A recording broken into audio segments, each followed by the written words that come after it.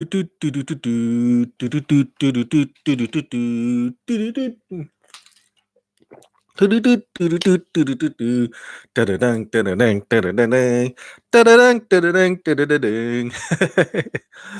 up, everybody? This is yours truly, Rama, screen covering movies, TV, and entertainment. And tonight is Friday night, May 24th, 2019. And I just finished watching the new episode of Warrior, my favorite freshman shows around. And this show or this series is on Cinemax. Um, so yeah, I have a lot of thoughts here. Let's unpack this episode. Let's break it down. All right. So this review is mainly for those of you who have also watched tonight's episode. So heads up, spoiler alert. There'll be some spoilers in this review. All right. So before I get all jumbled up in my thoughts, so I don't lose my train of thoughts. So let me just start out by saying that Assam, the character Assam, played by Andrew Koji, he really, at least the writers have him really sort of embody a persona that's kind of like Bruce Lee. Like, for example, if, in this episode, Assam, one of his trainings, he uses what's called the wooden Wing Chun dummy. That training equipment that Bruce Lee famously used or trained on. Um, where it's like this pole, wooden pole. You know, three arms sticking out of it, and then you go. You know what I'm talking about. I'm not a martial artist. I'm not a kung fu warrior. But that's one of the equipments that Bruce Lee was known to use in his training.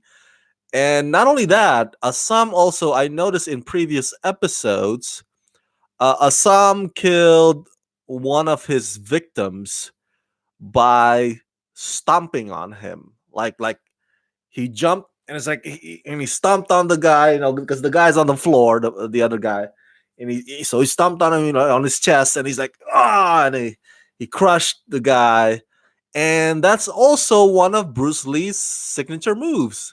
At least, one of the many things that he was known for, doing, and so I know that this story is based on Bruce Lee's writings, but I didn't expect, and I didn't know that they were really designing this character Assam loosely based on Bruce Lee. If, like imagining what if Bruce Lee was the star of this show, kind of like that. I'm not saying that Andrew Koji tries to copy Bruce Lee or tries too hard to emulate him in any way, but there are elements of that character that, in a way, pay homage to Bruce Lee's legacy. At the very least, Bruce Lee's way of fighting. All right. What's the martial art that Bruce Lee came up with or created? Jet Kundo. There you go, Jet Kundo.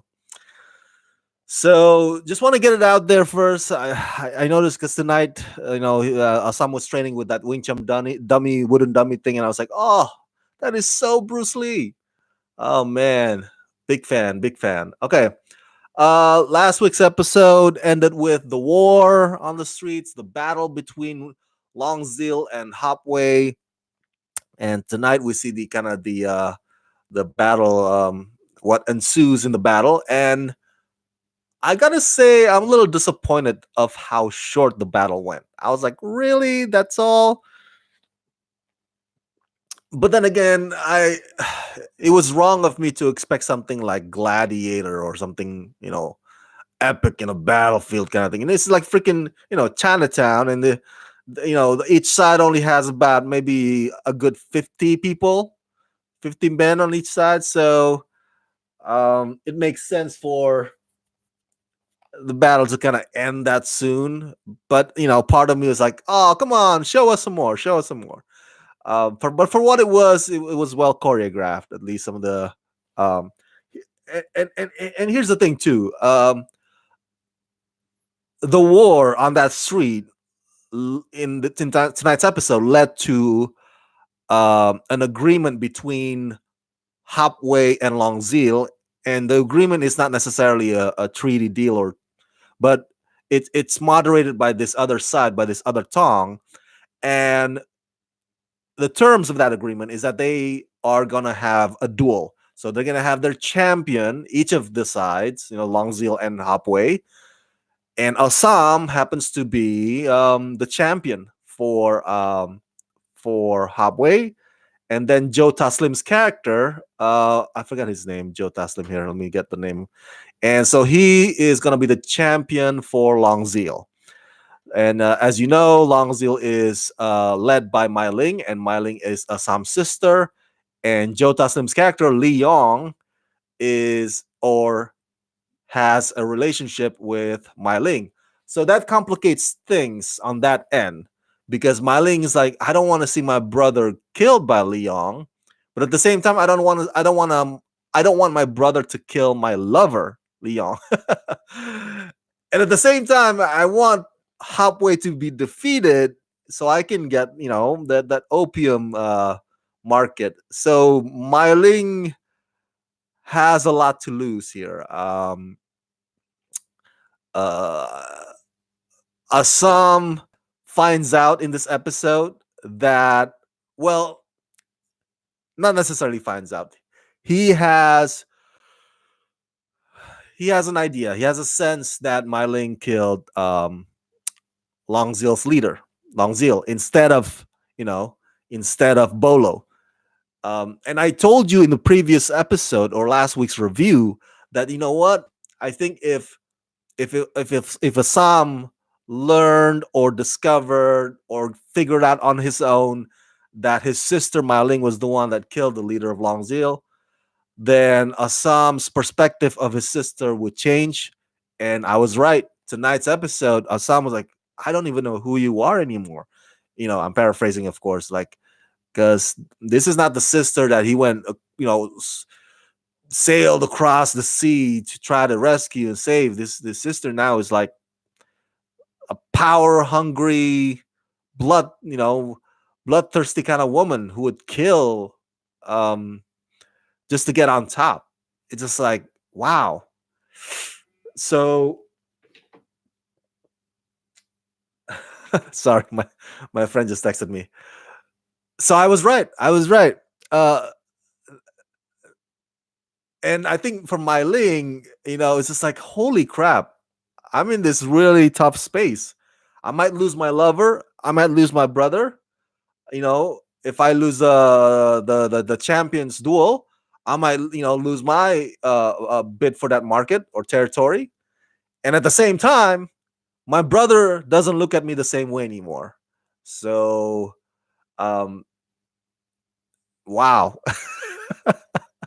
My point is that it sucks to be Mai Ling. It really sucks to be Mai Ling. I would hate to be in her position right now.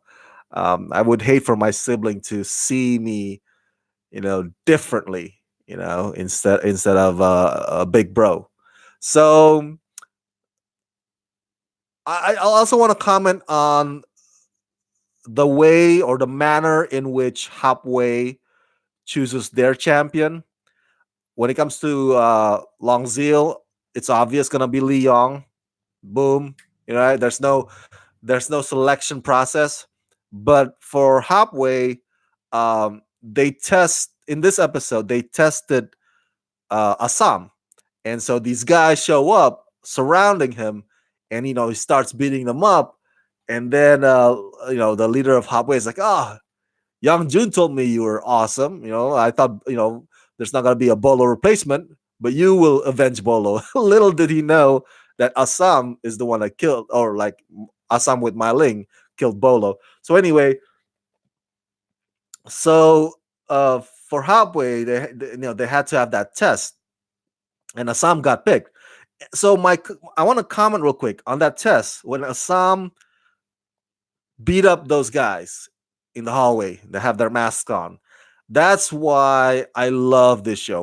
One of the many reasons I love this show is, again, as I mentioned many times, they actually, they frame or the shot really let us take it all in. We can actually see every kick to the face, and not just that, the choreography um, is kind of like John Wick. If you've seen John Wick Chapter 3, that's now in theaters, you kind of get a sense of the martial art choreography in Warrior. Obviously, they probably the same. Probably they're different coordinators. I'm sorry, not the same, but the same similar style in which here's what I mean. I'm gonna try to put it into words as best as I could. All right, if you see other martial art movies, even Jason Statham martial art movies, when he fights 20 guys at the same time, right? And that happens a lot in martial art. Usually, usually there'll be like at least two people coming at the hero, our hero, at once, and then after that, it's usually like one at a time. Like, even though it starts out looking like 20 surrounding him, but the fight always him versus one person, and then he goes back, because there's somebody behind him, and he fights that guy, and then somebody to his left, and he fights that guy. So it's not like all 20 jump at the same time. Um, in Warrior tonight, at least in that hallway, in that test with Assam, they try not to do that. They try to actually throw in two or three at the same time. And so that allows for a more realistic, type of fight. Instead of like the bad guys are like, okay, you go ahead, and then I'll go after you, and then tag. Okay, I'll go now. We see what we're getting. So it looks more rowdy because two or three of them will go at Assam at the same time, and that allows for the choreography to be or to get even more creative, because Assam has to punch or hold off this guy while his leg goes that way to the other guy, while his arm goes this way to the other or the third guy. And that's awesome. I like that. I like that. That makes more sense to me, as opposed to like taking turns. It's like, dude, what's with the taking turns? Are you some kind of a like welfare line or something? It's supposed to be a fight. It's a rumble. Um, so I think John Wick also applies that same method, at least to my recollection. So to make it, it looks more. It looks like it makes more sense. So that's one of the things that I like about this show, and I'm reminded of it by tonight's episode. Um, Oh, the Beef 123 is here. You need to collab with Collider already, the Beef 123. Well, the Beef 123, I am a small fish. Collider is a big whale. I have friends who work at Collider. You probably recognize some of them, Wendy or Scott Mans. I don't know if they still work at Collider. They used to anyway. So my point is that I think they only hire or they only collabo with guys with blue check mark guys on Twitter account. So, oh, thank you, Beef23. I appreciate it. So I would love it if Collider contacts me and say, hey Rama, you want to collabo with me? But I don't think they ever will. I wouldn't turn them down, but that offer probably will never come. But thank you anyway for that idea that I should collabo with Glider. Thank you. I'm very flattered. Okay, so back to Warrior. Um, so that's on Assam front, right? I talked about the whole thing, the war, the battle, and I'm really pissed that the episode did not end tonight with the duel. I'm like, come on, man! Freaking, we saw the training, Assam with the wooden Wong Chum dummy, and then freaking Joe Taslim's Leong with. It was like he pumped you up, like yeah, yeah, yeah. All right, we're gonna see a battle between these two guys. But we have to wait another week. Now, Joe Taslim is a fellow Indonesian. Oh, thank you, Beef 123. I appreciate it. Yeah. Well, I'm not holding my breath, but thank you. I appreciate your vote of confidence. Um, Collider's busy with the big boys. Trust me. Slash Film, Collider first showing. That's why I hang out with people, my fellow YouTubers on my level, because I know that I can collaborate with them. I know that when I ask them, they'll say yes, and when they ask me, I'll say yes in return. So it's good to have that assurance or certainty. All right, so yeah, Joe Taslim is a fellow Indonesian, and I followed his career since The Raid, followed his movies, and boy, dude, that guy got buff. That guy got ripped. Did you see tonight's episode? Him as Leon training, dude. And I tweeted like, I don't know what they're feeding him there in Cape Town, because remember, Warrior, the filming is in Cape Town, South Africa. They don't film it here in Hollywood, or not even in Vancouver. So I was like, wow, freaking A, he got beefcake, man. He was training with that shirt on, and I was like, dude, even Andrew Koji, who plays Assam, he's not as big as Joe Slim. Oh man, Joe really bulks up for this role. Good on him. Good on him. Man, making Indonesian proud. Represent. The other storylines that happened in this episode, I gotta be honest with you, I couldn't care less much about them. Not to say that they're always this boring, but tonight's case, they were kind of boring, especially with the whole cable cart deal, you know, with the mayor, and it's just like, and also the Penelope breaking up with Assam. That whole sequence could have been more dramatic. I mean, like that. I'm not talking like over the top. I'm not talking like like over emotional, but at least give us something. That moment is supposed to be drama, not action, but there's not much drama going on there. I was like when Assam walks away from her, and then after he closes the door behind him, she could have like at that moment she could have like holding her, kind of like releasing her breath, kind of like devastated the fact that she can't hang out with Assam anymore, devastated over the fact that she has to have sex with this mayor husband that she doesn't love. That could have like dawned on her that moment when he slams the door. I was like, come on, give us that at least. But she's not selling that to us. Maybe the writer's not having her do that. I don't know. I don't know, but I'm not getting much out of that scene. Unfortunately, the same with the whole party through. I get that the character Penelope is a very strong, independent-minded woman, and she spoke her mind tonight about, hey, we were two immigrants. We were also immigrants. We stole this land from the Native Americans, and that's good. I'm glad she spoke up and told them off like that. Um, but I feel like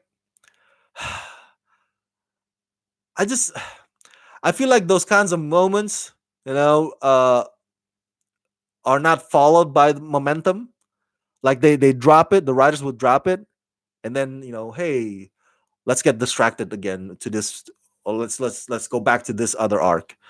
I don't know. I don't know. I just feel like it could be more than what it is.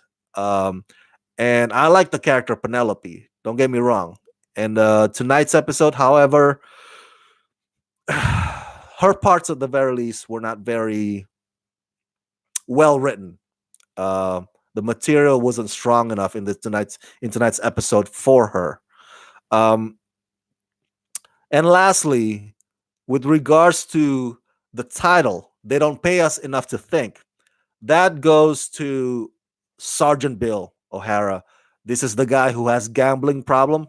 He's a drunkard, and he's racist, and he doesn't like that he's in charge of Chinatown.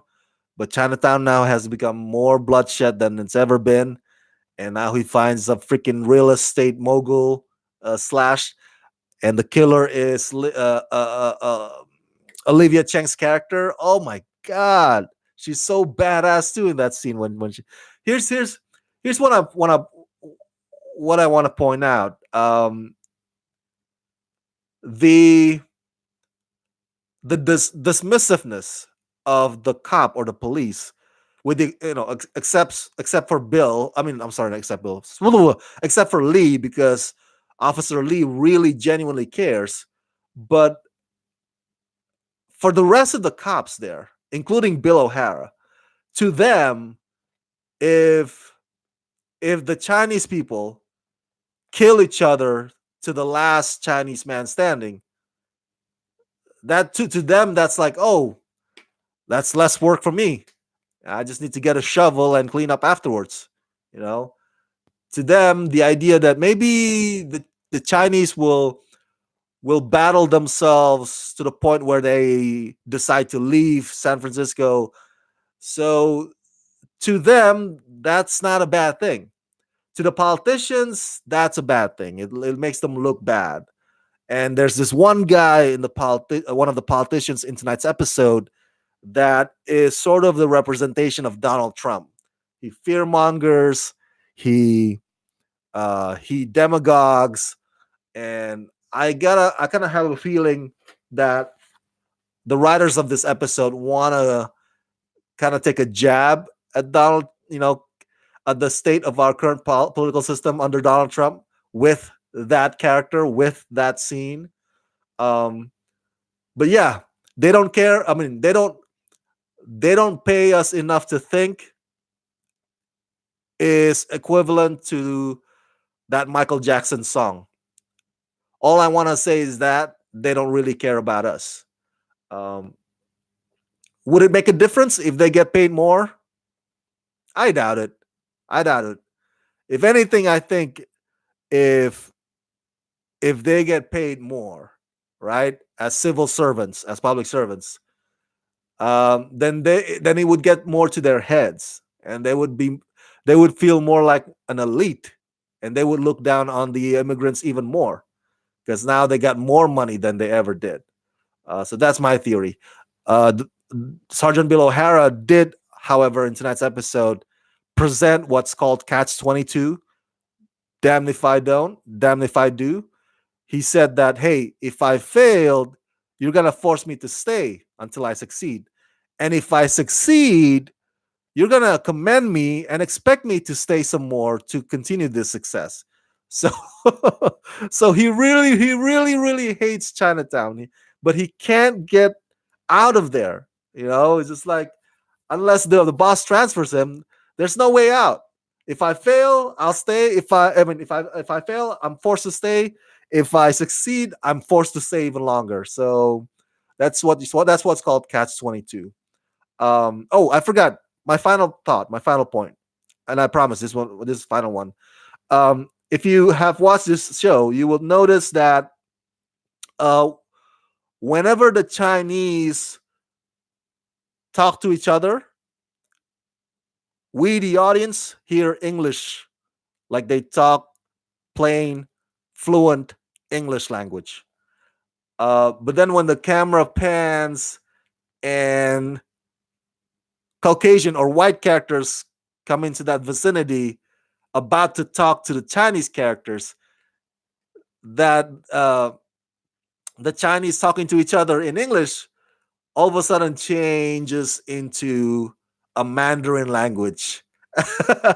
Do you notice that? It's a pretty neat trick that the show does. Um, so to the white people, to the white characters, the Chinese only speak in Mandarin and Mandarin language only. All right. All right. So when the white characters leave, and then the camera pans just to the conversation between the Chinese, it becomes an English language between them. I love it. I love it. And like tonight, when Olivia Chang's character, Atoy, talks to her business partner, who happens to be white, she speaks to him in English, but she has this thick Mandarin accent. Oh my god! But when she speaks with her fellow Chinese people or Chinese characters, it's fluent English. There's no accent whatsoever. It's a neat trick that this show does to you know to make sure that they don't have to put on subtitles. That's why there's no subtitles in this show. But you as the audience can be in on the conversation. Oh man, I love it. I love it. I love it. Ah, such a great show. I can't wait to see the duel between Leong and Assam. Bring it, bring it. Great training scenes tonight, by the way. Ah, freaking Joe Taslim. Shout out to my fellow Indonesian. You look freaking buff, man. I want what he's eating. I want what he's having right now. Thanks so much for tuning in on this long rant. My review of Warriors Season 1, Episode 8, titled They Don't Pay Us Enough to Think. Holy crap, there are only 2 episodes left before the season 1 ends. But good news, Cinemax has renewed Warrior for a second season. So that's something to anticipate. All right. Subscribe, subscribe, subscribe. Press that like button, ring that bell. And if you can help support me, please do so at patreon.com/ramascreen. Let's rock this. Whoop, whoop.